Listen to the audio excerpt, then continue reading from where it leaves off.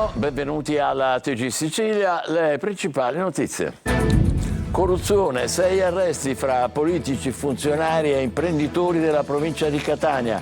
In carcere il sindaco di Tremestieri Etneo, sospeso il vicepresidente della giunta regionale e assessore all'agricoltura San Martino, incline per gli investigatori a commettere reati. Il governatore Schifani assume i suoi incarichi. San Martino si dichiara estraneo alla vicenda. Nel vortice giudiziario c'è anche Paternò, dove il sindaco Naso è indagato per scambio elettorale politico-mafioso. Confermato l'appello della procura contro il mancato arresto e ora c'è anche l'ipotesi di scioglimento del comune. Ponte sullo Stretto, ai ferri corti, governo e opposizione, Salvini avanti dritto, al via i lavori entro l'estate. Il PD ecomostro da fermare con ogni strumento. Palermo, notte di terrore per 4 giovani aggrediti e rapinati al CEP da un branco di ragazzi. Catania, controlli a tappeto della polizia a San Berillo, uno dei quartieri più antichi della città, dove al degrado si contrappone la voglia di ricostruire la convivenza tra imprenditori e gente dello spettacolo. Sport e benessere. In Piazza Università a Catania 800 bambini di 20 scuole per iniziativa del quotidiano La Sicilia. La cultura dell'attività fisica è veicolo di stimolo educativo e combatte la dispersione scolastica. Musica attesa per Pupo domani sera a Catania con Su di noi la nostra storia, tappa di un tour europeo dai grandi numeri. Calcio, la vittoria nel derby contro il Messina apre nuovi scenari alla stagione del Catania. La carica del difensore Conte, che ora ai play-off con la testa giusta.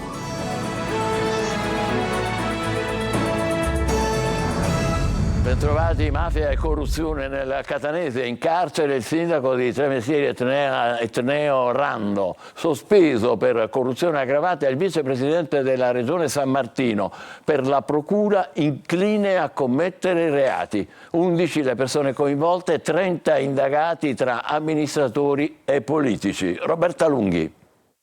C'è la degenerazione affaristica del governo locale del comune di Tremestieri Etneo al centro della nuova scure della procura di Catania, che oggi ha portato in carcere il sindaco di Tremestieri Etneo Santirando, accusato di scambio politico-mafioso per avere pattuito il sostegno per le amministrative del 2015 con referenti del clan Santa Paola Ercolano.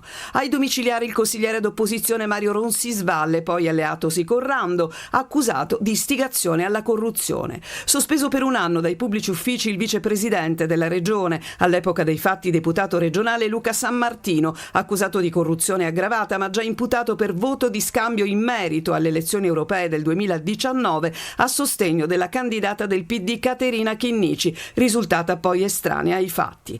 È stato scoperchiato nell'inchiesta dei carabinieri del comando provinciale di Catania il vaso di Pandora, scattati provvedimenti per 11 tra esponenti politici, funzionari comunali e imprenditori, 6 gli arrestati, 30 le persone complessivamente indagate.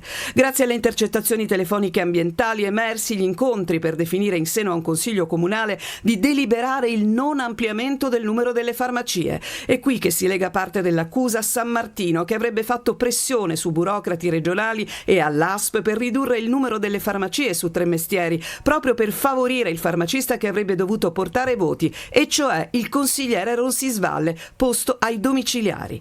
San Martino avrebbe anche fatto avere, tramite intermediario, almeno 400 euro a un carabiniere in servizio alla procura di Catania per fare bonifiche e raccogliere informazioni su eventuali indagini in corso. Per la procura un comportamento indicativo di una personalità incline a commettere azioni delittuose. Sono ritenute attendibili dalla procura di Catania le dichiarazioni del collaboratore Silvio Corra, per il quale Luca San Martino avrebbe incontrato nel 2015 esponenti di spicco del clan Santa Paola.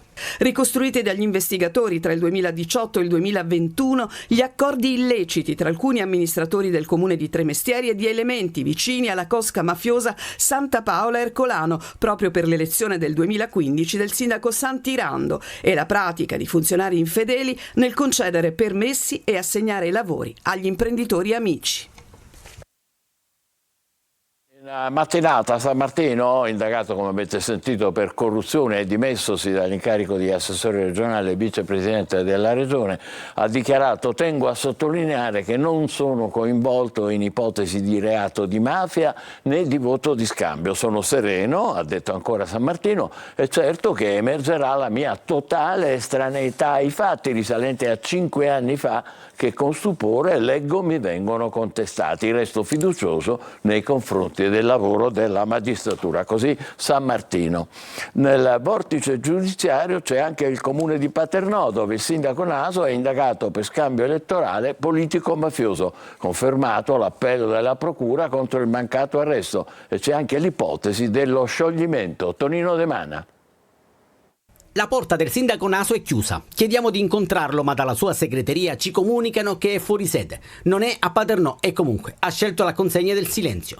La procura distrettuale di Catania, segnatamente il procuratore aggiunto Fonso, ha presentato appello contro la decisione del GIP Sebastiano Di Stefano Barbagallo di rigettare la richiesta di emettere un'ordinanza cautelare nei confronti del sindaco Antonino Naso, eletto con liste civiche nel giugno 2022 tra gli indagati dell'operazione Atena. Il reato ipotizzato, in concorso con 2 presunti esponenti del clan Morabido legato alla famiglia Laudani di Catania, Vincenzo Morabido e Natale Benvenga, è di scambio elettorale politico-mafioso. Che succede adesso? In caso di arresto, lo scioglimento del comune sarebbe automatico, ma potrebbe avvenire comunque. Bocche cucite in piazza, nessuna voglia di commentare. Chi invece ha voglia di parlare è sicuramente il capogruppo consigliare di Fratelli d'Italia, Alfio Virgolini. In qualità di candidato sindaco la scorsa volta, se è vero che questa cosa dovesse esistere, dico ecco, per questo forse ho perso la campagna elettorale, perché l'ho persa per pochi voti. Noi abbiamo chiesto comunque come gruppo di Fratelli d'Italia, io come capogruppo e Alberto Cardillo come presidente provinciale, l'azzeramento, cioè significa le dimissioni del sindaco, dell'amministrazione e di tutto il consiglio comunale per andare a nuove elezioni, perché penso che in questo momento la città aspetti questo. E insorgono i partiti di opposizione che sollecitano il ministro dell'Interno Piantedosi affinché valuti la nomina di una commissione d'accesso. Una croce di cartone con 9 cartucce calibro 12 è il messaggio intimidatorio che il sindaco di Palma di Montechiaro, Castellino, ha trovato sul cancello d'ingresso della sua abitazione. I carabinieri sono a caccia degli autori, esaminando le immagini della telecamera di zona. Ponte sullo Stretto, ai ferri corti governo e opposizione. Salvini dice avanti dritto, al via i lavori entro l'estate, il PD replica ecomostro da fermare con ogni strumento. Francesco Triolo. I punti interrogativi, le richieste, l'impatto, il tema ponte è più caldo che mai, soprattutto dopo le integrazioni richieste dal Ministero dell'Ambiente e della Sicurezza Energetica, che toccano più punti del progetto definitivo, un progetto che per il 95% è costituito da elaborati del 2011 e anche per questo oggi richiede aggiornamenti, specie per quanto riguarda lo studio di impatto ambientale più approfonditi di quello effettuato a settembre. Tra le 239 integrazioni elencate nel documento trasmesso alla Stretto di Messina dalla Commissione Tecnica di Verifica dell'impatto ambientale, diversi sono gli elementi specifici che riguardano Messina e l'area siciliana del progetto. Il ministro delle infrastrutture Matteo Salvini stamattina è stato chiaro: vada avanti dritto, ha detto, e conto che entro i 30 giorni la società Stretto di Messina dia le risposte a tutte le osservazioni fatte dagli altri ministeri. L'obiettivo, ha ribadito, è arrivare all'avvio dei lavori entro l'estate 2024. La capogruppo del PD alla Camera, Chiara Braga, invece ha sottolineato come il progetto non abbia mai superato il vaglio della compatibilità ambientale. Questa è una dimostrazione, ha detto, del fatto che le nostre preoccupazioni hanno un fondamento che nemmeno la protervia e l'arroganza del ministro Salvini possono superare. L'ecomostro è da rigettare con tutte le forze. Guarda al territorio invece il sindaco di Messina, Federico Basile, che chiede una tutela al di là delle posizioni ideologiche. Sono emerse diverse osservazioni, non le definirei criticità, più che altro suggerimenti rispetto a delle procedure che erano ferme appunto da 10 anni, che devono essere rivalutate. Questo è uno step importante dal quale poi si deve partire per capire come il territorio, essendo cambiato, deve cambiare anche in funzione a quello che è il progetto del ponte. È un inizio, credo che la corsa del tempo, forse anche a fini troppo elettorali, non serva, perché l'opera rimarrà anche dopo le campagne elettorali, e cattedrali del deserto il Comune di Messina non ne vuole. E adesso andiamo a Palermo per le reazioni politiche dopo la sospensione del vicepresidente della giunta regionale e assessore all'agricoltura San Martino. Manlio Viola. Stop alla delega all'assessore all'agricoltura e vicepresidente della regione Luca Sammartino. Dalla presidenza siciliana filtra la notizia che il governatore Renato Schifani assumerà ad interim le deleghe dell'assessore indagato per corruzione dalla procura di Catania e sospeso per un anno dalle funzioni pubbliche. A Sammartino l'avviso di garanzia è stato notificato all'alba, l'accusa è di corruzione nell'ambito dell'inchiesta Pandora. I carabinieri hanno bussato alla sua porta alle 6. Era appena rientrato in Sicilia dopo aver concluso la missione a Verona, dove ha gestito la partecipazione della regione al Vinitaly. Sammartino è l'uomo forte della Lega nell'isola. Per il governo Schifani aveva anche la delega ai rapporti con l'Assemblea regionale siciliana. Nelle ultime 2 elezioni è stato uno dei campioni di voti. Il suo coinvolgimento nell'inchiesta e la sospensione dai pubblici uffici adesso gli impedirà anche di fare il deputato regionale. Inevitabilmente scoppia la bufera. Attacchi a tappeto da parte delle opposizioni. Per il capogruppo 5 Stelle Antonio De Luca stavolta Schifani non potrà far finta di niente. Il presidente Schifani deve immediatamente nominare un nuovo assessore all'agricoltura che in pienezza di poteri affronti questa grave emergenza. Attacca anche il PD, mentre Sud chiama Nord attraverso Ismaele Lavardera, che è anche vicepresidente della commissione antimafia, parla di ecatombe politica del governo Schifani. Mentre la Regione annuncia investimenti sui dissalatori a proposito della crisi idrica in Regione, le isole minori sono già avanti nella realizzazione degli impianti dei dissalatori. Francesco Triolo. I dissalatori per superare l'emergenza siccità. La strategia della regione sembra già scritta e sarebbero 20 milioni di euro in tutto per i primi da realizzare in Sicilia che riguarderanno le isole minori. Ma a pensarci sono stati prima già i sindaci delle Eolie e delle Egadi sfruttando i fondi del PNRR. Se Riccardo Gullo, sindaco di Lipari, dice al telefono che alle Eolie già si è stato avanzato con un investimento di oltre 7 milioni e mezzo di euro che coprirà da Stromboli ad Alicudi, Francesco Forgione, sindaco di Favignana, ci ha investito 3 milioni e mezzo di euro per le Egadi, dove oltre agli impianti mobili di dissalazione sono previsti anche serbatoi, reti idriche di collegamento ed impianti per il recupero delle acque piovane. Già quando abbiamo fatto le scelte nostre programmatiche per la progettazione del PNRR, nell'ambito del bando per le isole verdi del Ministero per l'Ambiente, proprio di rigenerazione ambientale delle nostre isole, noi abbiamo programmato interventi finalizzati proprio a questo, alla depurazione, alla dissalazione, ovviamente per renderci sempre più autonomi. A Lampedusa e Linosa saranno realizzati 2 dissalatori con circa 8 milioni di euro. Tutti i progetti sono in fase avanzata ed i primi cantieri potrebbero partire già la prossima estate. E adesso voltiamo pagina, altre notizie. Palermo, al TG Sicilia, all'appello di una mamma disperata: non ho più soldi per curare mia figlia, aiutatemi. La donna chiede soccorso al presidente della regione Schifani. Marco Gullà. È una mamma disperata, Cira. Sua figlia di 9 anni, affetta sin dalla nascita di 2 patologie rare neurodegenerative del sistema scheletrico. In tutta la Sicilia non c'è reparto adatto per le cure della piccola, che quindi deve essere curata a Firenze. Un viaggio della speranza che però si ripete diverse volte all'anno. Una famiglia monostipendio che non può sostenere tutte queste spese, i debiti in banca. È un appello che la mamma fa attraverso i nostri microfoni. Adesso, a distanza di quasi 10 anni, non sono più nelle condizioni economiche di poter saldare questo enorme debito bancario che ho dovuto affrontare per sopperire alle spese sanitarie.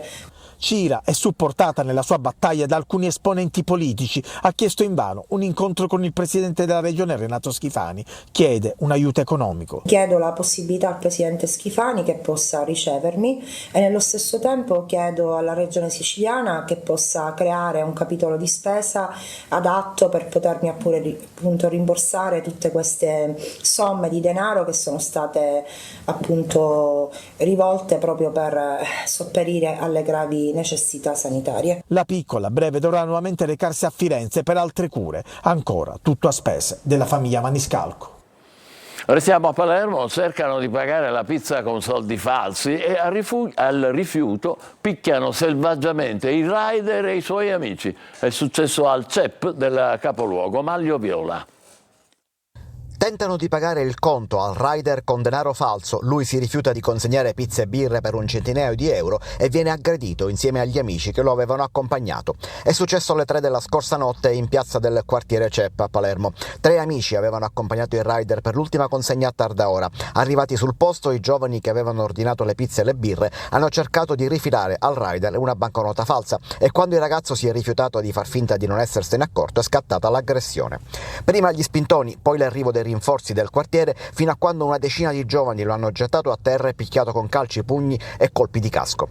Sono intervenuti 3 amici in soccorso e anche loro sono stati picchiati. Sono comunque riusciti a liberarlo dal branco e a fuggire. A fare le spese dello scontro anche il lunotto posteriore della Renault Captur con la quale rider e amici erano arrivati sul posto. I giovani aggrediti si sono fatti refertare e hanno una prognosi di 21 giorni. Sono intervenuti i carabinieri che hanno acquisito le immagini dei sistemi di videosorveglianza e i tabulati telefonici per risalire a chi ha effettuato l'ordine delle pizze e identificare il branco.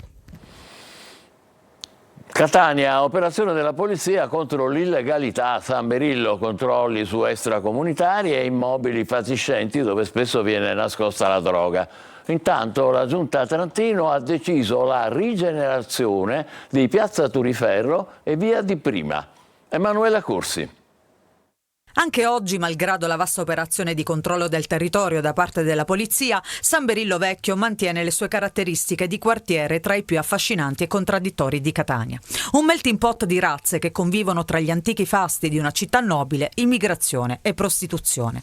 Già, perché la prima cosa che fai appena entri nei vicoli del quartiere è quella di incontrare le prostitute. Stanno sedute su una sedia in attesa del cliente, quasi tutte sono straniere. Una di loro ci racconta la sua storia. Siamo tanti donne che abbiamo venuto qua, abbiamo mandato avanti le famiglie, abbiamo cresciuto dei figli. Quanti anni fa sei venuta in Italia?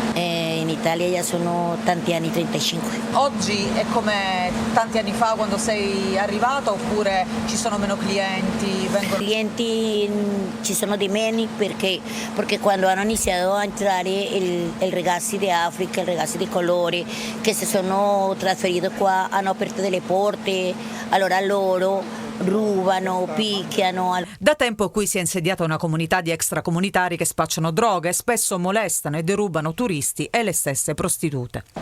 Fanno scomparire la gente, in realtà i clienti hanno paura di venirci a trovarci. E tu invece hai paura a vivere qui, a lavorare qui? No, io non ho paura perché ho bisogno. A San Berillo capisci cos'è l'integrazione? Le prostitute sono amiche del quartiere, qui tutti si conoscono, si salutano e scambiano qualche parola. Com'è vivere qui? Benissimo, caos un po', però siccome noi già sappiamo com'è, ci viviamo bene. Ci sono angoli del quartiere abbelliti e curati dagli stessi residenti, dove i fiori e la street art fanno dimenticare le brutture di palazzi antichi nobiliari abbandonati, fatiscenti e pericolanti, dove spesso viene nascosta la droga. Ed è qui che incontriamo un giovane imprenditore che ha deciso di investire nel quartiere. Io penso e credo che abbia tutte le carte in regola, le potenzialità per poter far riconoscere e ricordare le vecchie maestranze, la bellezza del quartiere. Non solo imprenditori, sono diversi gli artisti che hanno scelto di vivere a San Berillo. Sport e benessere. In Piazza Università a Catania oltre 800 bambini di 20 scuole per iniziativa del quotidiano La Sicilia, che promuove la cultura dell'attività fisica come veicolo di stimolo educativo. Eva Spampinato.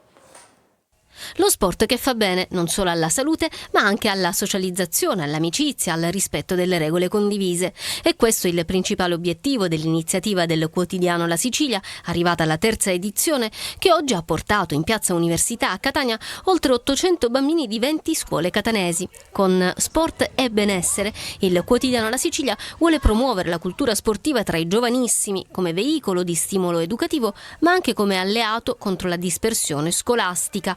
Obiettivo comune di tanti insegnanti. Noi siamo la scuola polo per quanto riguarda il contrasto alla dispersione, quindi giornate come questa per noi sono giornate veramente importanti, fondamentali e belle. Lo sport principalmente è socialità, fratellanza e amicizia. Devo dire che ci stiamo impegnando con tornei di calcio femminile, una nuova iniziativa, pallavolo, il dodgeball tanto amato dai nostri ragazzi. L'evento è rivolto agli studenti delle scuole primarie e secondarie varie che proprio nella nostra isola rappresentano la fascia d'età più restia a svolgere attività fisica. È un modo per unire più cose, il territorio, i ragazzini, avvicinandoli alla pratica sportiva e anche alla nostra testata. Saranno i nostri lettori del domani e poi stimolando proprio quello che è la pratica sportiva, che in questo momento per noi nel meridione e soprattutto in Sicilia è un handicap. Purtroppo siamo sempre la prima regione in Italia per sedentarietà minorile e conseguentemente per obesità infantile. Giochi di squadra, palloni, abbigliamento sportivo e tanto divertimento tra le bellezze del nostro centro storico. Adesso facciamo una breve pausa, tra poco per il calcio, le ultime da Casa Catania. State con noi.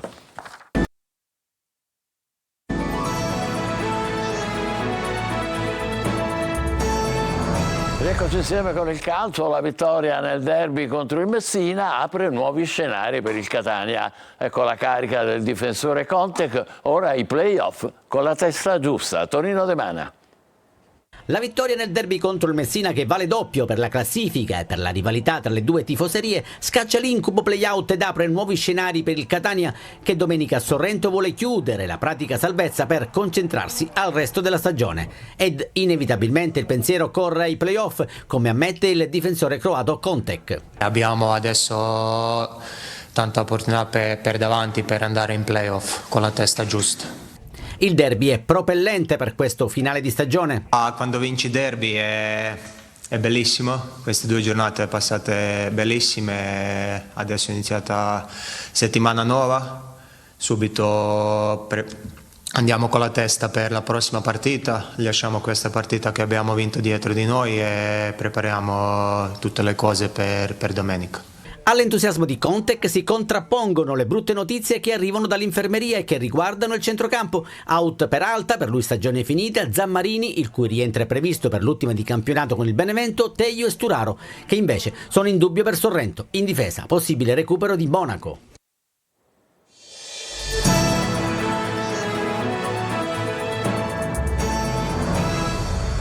Ammettiamolo, viviamo con sconcerto, preoccupazione, per non dire allarme, l'esplodere improvviso dai risvolti inquietanti delle 2 inchieste partite tra ieri e oggi a Catania per voto di scambio politico-mafioso. Di stamane poi la notizia del coinvolgimento nelle indagini del vicepresidente della Regione San Martino, che pure si dichiara comunque estraneo alla vicenda. E poi amministratori, sindaci coinvolti da Paternò a Tramestieri Etneo, per non parlare della retata di ieri a Palermo, tra più di 20 complici di Messina Denaro, che oltre ai mafiosi coinvolge imprenditori ed esperti di finanza. È un momento delicato, ci fa tremare i polsi l'apprendere dell'estensione di corruzione, mafia, appalti pilotati, voti comprati.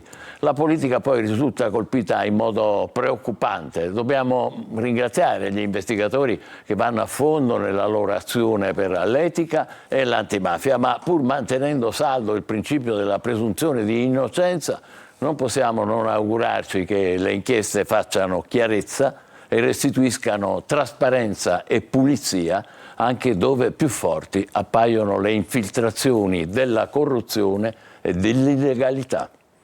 Ci fermiamo qui, TG Sicilia torna alle 20, grazie e buon pomeriggio.